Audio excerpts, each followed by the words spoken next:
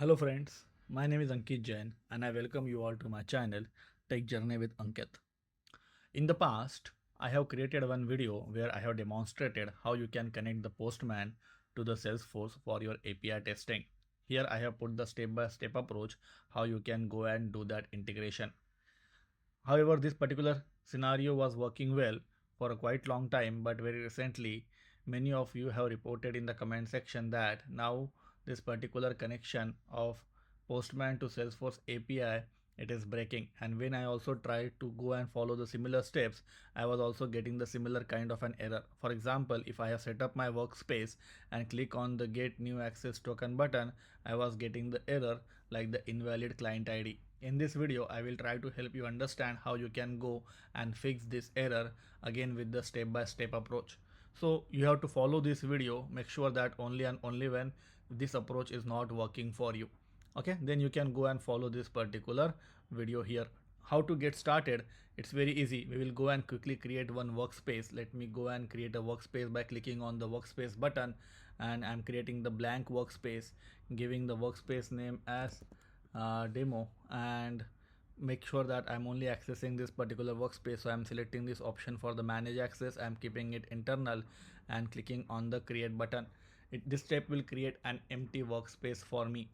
In this empty workspace, now I will be adding the Salesforce APIs. So let this workspace get created.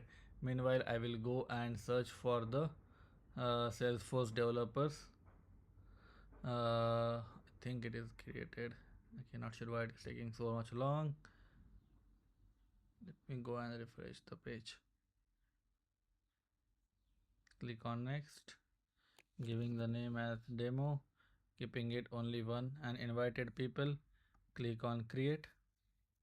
So okay, so my workspace is now ready. Now in this workspace, I will be adding the Salesforce developers APIs, right? So let me go and search here for the Salesforce developer APIs, and here I do have all the APIs provided by the Salesforce developer.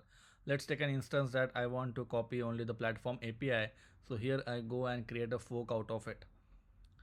Creating a fork is nothing but creating a clone of this particular one, because this is locked. You cannot go and make the changes here.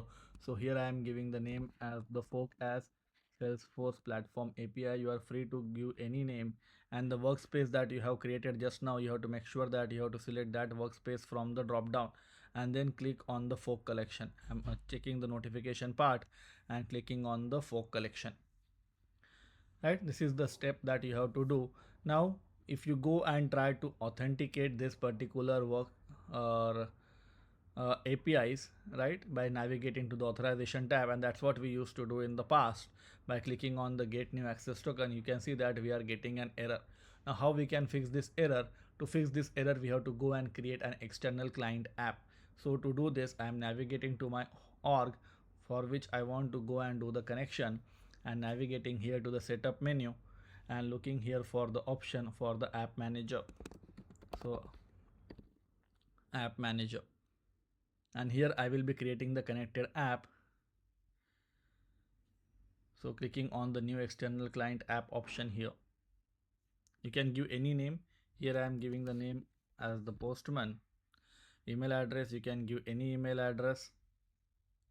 Coming up to the auth setting, here I am expanding this and I am enabling the auth.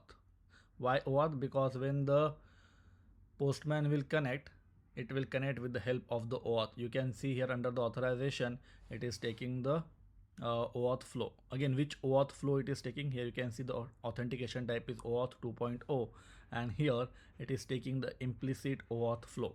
Okay, so you have to also go and configure your connected app in the form of implicit only. Now what will be your callback URL? You have to come to the Postman and copy the callback URL. Here you can see the callback URL that has been given. So copy this callback URL and put this into your connected app. Okay, coming to the scope part, what scope you will select? Here they are coming up with the scope of an API. So here also you have to go and select the scope as the API scope. Right, after that you can come here. You don't have to go and select any other flow, because as I said, we will be using the implicit flow here. So you don't have to specify the client credential flow, authorization code flow, right? Device flow, all these flows are not required in your scenario. Okay, so just go and click on the create button. Once you go and click on create, the system will give you the client ID and the client secret. Again, you have to always also remember that in case it is not immediately working for you, connected app generally takes around 10 minutes to go and do the setup.